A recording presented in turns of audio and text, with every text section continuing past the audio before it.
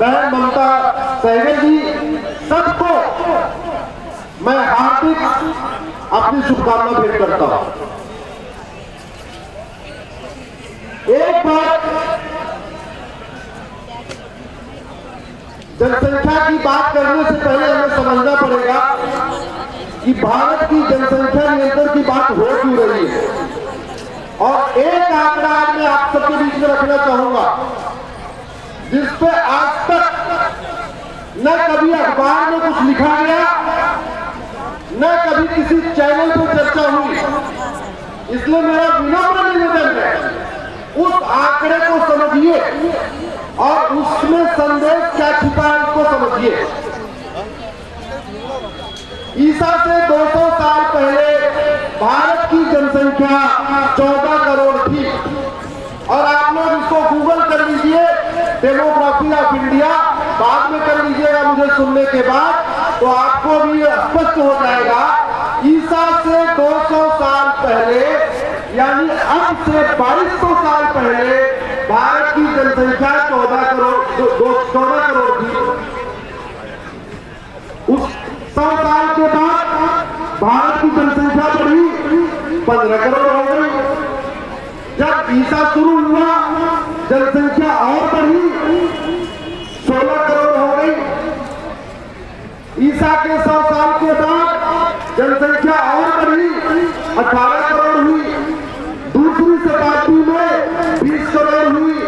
तीसरी शताब्दी में 22 करोड़ हुई। मैं भारत की बात कर रहा हूं, और भारत का मतलब उस समय के भारत में पाकिस्तान, बांग्लादेश, ये सब भारत थे। 14वीं शताब्दी में जनसंख्या बढ़ी 25 करोड़ हो गई। ध्यान से आंकड़े को समझिए, जनसंख्या लगातार बढ़ रही है। हर 100 साल के बाद जनसंख्या 1 करोड़ 2 करोड़ बढ़ रही है। 5वीं शताब्दी में जनसंख्या 25 करोड़ हो गई। 6वीं शताब्दी में जनसंख्या 33 करोड़ हो गई। मैं आज विशेष रूप से इलेक्ट्रॉनिक और प्रिंट मीडिया से आग्रह करूंगा, इसको वो चाहे तो वेरीफाई कर लो, गूगल कर लो, डेमोग्राफी ऑफ इंडिया, जो बात मैं कह रहा हूं विकिपीडिया पे अवेलेबल है। 6वीं शताब्दी में 35 करोड़ हुई। 7वीं शताब्दी में बढ़ी 40 करोड़ हुई। इसका मतलब 6वीं शताब्दी से 7वीं शताब्दी, यानी 100 साल में भारत की जनसंख्या 7 करोड़ बढ़ गई। लेकिन अगले 100 साल में 8वीं शताब्दी में जनसंख्या बढ़ी गई, जनसंख्या घटी। अगर 6वीं शताब्दी से 7वीं शताब्दी में 35 करोड़ से 40 करोड़ हुआ, 7 करोड़ बढ़ा, तो 7वीं से 8वीं में भी कम से कम 7 करोड़ बढ़ना चाहिए था। 40 से 47 होना चाहिए था, लेकिन 40 से 47 नहीं हुआ, 47 से 39 हो गया।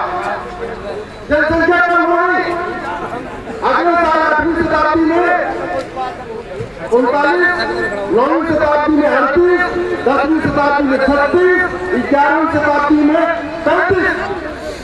आप देखिए हर 100 साल में जनसंख्या घटती जा रही है। 10वीं शताब्दी में महमूद गजनी आया था। 12वीं शताब्दी में जनसंख्या 28 करोड़, ये आ गया मोहम्मद गोरी, जनसंख्या और बढ़ हुई 28 करोड़। 13वीं शताब्दी में 23 करोड़, फिर 5 करोड़ हो गई। 14वीं शताब्दी में 18 करोड़ हो गई। 15वीं शताब्दी में बाबर आया 14 करोड़ हो गई। पूरी दुनिया में आप बताइए, जनसंख्या बढ़ती है, जनसंख्या घटती है? जोर से बोलिए। बढ़ती है। बढ़ती है या घटती है? बढ़ती है। लेकिन भारत की जनसंख्या ईसा से 200 साल पहले भी 14 करोड़ थी। बाबर के बाद 17वीं शताब्दी में भी 14 करोड़ थी। इसका मतलब 1900 साल में भारत की जनसंख्या बढ़ी नहीं। जानते क्यों नहीं बढ़ी? क्योंकि भारत बढ़ता रहा, भारत घटता रहा, भारत घटता रहा। 7वीं शताब्दी तक जनसंख्या बढ़ी है। मैंने आंकड़े आपको बताए। 6वीं शताब्दी में 33 करोड़, 7वीं शताब्दी में 40 करोड़। लेकिन 7वीं शताब्दी के बाद जनसंख्या घटना शुरू हुई और आते आते बाबर तक वो 14 करोड़ पहुंच गए। ऐसा नहीं है कि बच्चे नहीं पैदा हो रहे थे, ऐसा नहीं है कि जनसंख्या नियंत्रण कानून बन गया था, ऐसा नहीं है कि सबके ऊपर हम लोग हमारे 2 लागू हो गया था, ऐसा कुछ भी नहीं था। लेकिन जनसंख्या लगातार घटती गई और 14 करोड़ पे आ गई। दूसरी एक बात हो जिस पर आज तक चर्चा नहीं हुई, लेकिन उस पर चर्चा होना चाहिए।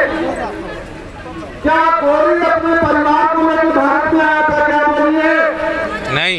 क्या कजनी अपने परिवार को लेकर भारत में आया? नहीं। क्या बाबर अपना परिवार लेकर भारत में आया? नहीं। तो जब कजनी अकेले आया, उसके सैनिक अकेले आए, बाबर अकेले आया। मानिए इंद्रेश जी हम सबके बड़े भाई, हम सबके मार्गदर्शक आदरणीय इंद्रेश जी आ चुके हैं। हम सब एक बार ताली बजा के उनका स्वागत करें। माननीय इंद्रेश कुमार जी का बहुत बहुत आभार भाई साहब, आपके मार्गदर्शन के लिए बहुत बहुत धन्यवाद। तो मैं आपसे पूछना था, न तो गजनी परिवार में आया, न गजनी के सैनिक परिवार में आए, न गौरी परिवार में आया, न गौरी के सैनिक परिवार में आए, न बाबर परिवार लेके आया, न बाबर के सैनिक परिवार को लेके आए। तो फिर यहाँ पे जो अपने आप को बाबर का वंशज बताते हैं, जो अपने आप को औरंगजेब का वंशज बताते हैं, वो आए कहां से? यही की बहन बेटियों को जबरदस्ती कब्जा किया गया, यही की जबरदस्ती बहन बेटियों को छीना गया और जनसंख्या बढ़ाई गई। और यही कारण था भारत घटता रहा, भारत घटता रहा, भारत बढ़ता रहा। अब आते हैं